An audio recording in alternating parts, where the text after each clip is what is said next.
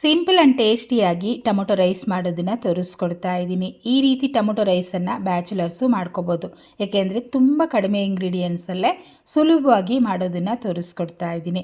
ಮೊದಲು ಒಂದು ಪ್ಯಾನ್ ಬಿಸಿ ಮಾಡಿಕೊಂಡು 4-5 ಸ್ಪೂನಷ್ಟು ಎಣ್ಣೆ ಹಾಕ್ಕೋಬೇಕು. ಸ್ವಲ್ಪ ಹೆಚ್ಚಿಗೆ ಹಾಕ್ಕೊಳ್ಳಿ. ಹಾಗೆ ಗೋಡಂಬಿನ ಹಾಕ್ಕೊಳ್ತಾ ಇದ್ದೀನಿ.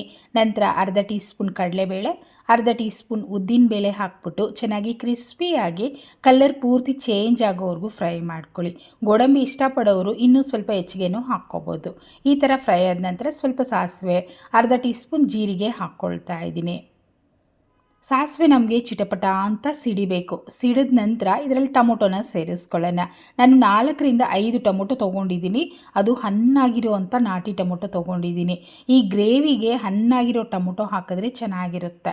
ಟೊಮೊಟೊ ಹಾಕಿದ ತಕ್ಷಣ ನಾವು ಉಪ್ಪು ಹಾಕ್ಬಿಟ್ಟು ಫ್ರೈ ಮಾಡ್ಕೊಳ್ಳೋದ್ರಿಂದ ಟೊಮೊಟೊ ಬೇಗ ಬೇಯುತ್ತೆ ಮತ್ತು ಟೊಮೊಟೊನು ಗ್ರೇವಿ ಚೆನ್ನಾಗಿ ಬಿಟ್ಕೊಳ್ಳುತ್ತೆ, ಟೇಸ್ಟು ಚೆನ್ನಾಗಿ ಬರುತ್ತೆ. ಅಂದರೆ ಟೊಮೊಟೊ ಬಾಯಿಗೆ ಸಿಗೋದಿಲ್ಲ, ಅಲ್ಲಲ್ಲೂ ನಮಗೆ ಚೆನ್ನಾಗಿ ಮೆತ್ತಗೆ ಬೆಂದೋಗುತ್ತೆ.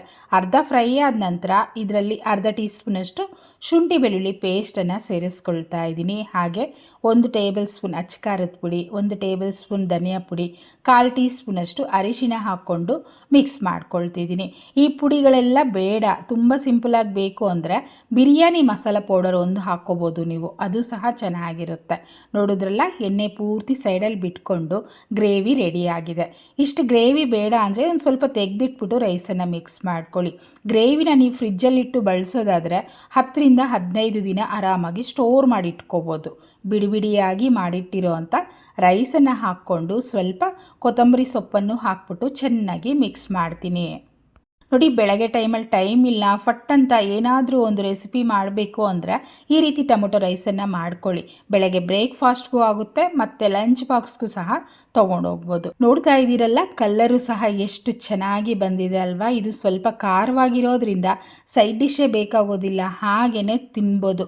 ಒಂದು 10 ನಿಮಿಷ ಸಾಕಾಗುತ್ತಲ್ವ ಈ ಟೊಮೊಟೊ ರೈಸ್ ಮಾಡೋದಕ್ಕೆ. ನೀವು ಅಷ್ಟೇ ಮನೇಲಿ ಟ್ರೈ ಮಾಡಿ, ಹೇಗೆ ಬಂತೋ ಕಮೆಂಟ್ ಮಾಡಿ, ಲೈಕ್ ಮಾಡಿ, ಶೇರ್ ಮಾಡಿ. ನಂತರ ಚಾನಲ್ನ ಸಬ್ಸ್ಕ್ರೈಬ್ ಮಾಡಲಿಲ್ಲ ಅಂದರೆ ಸಬ್ಸ್ಕ್ರೈಬ್ ಮಾಡ್ಕೊಳ್ಳಿ. Thank you.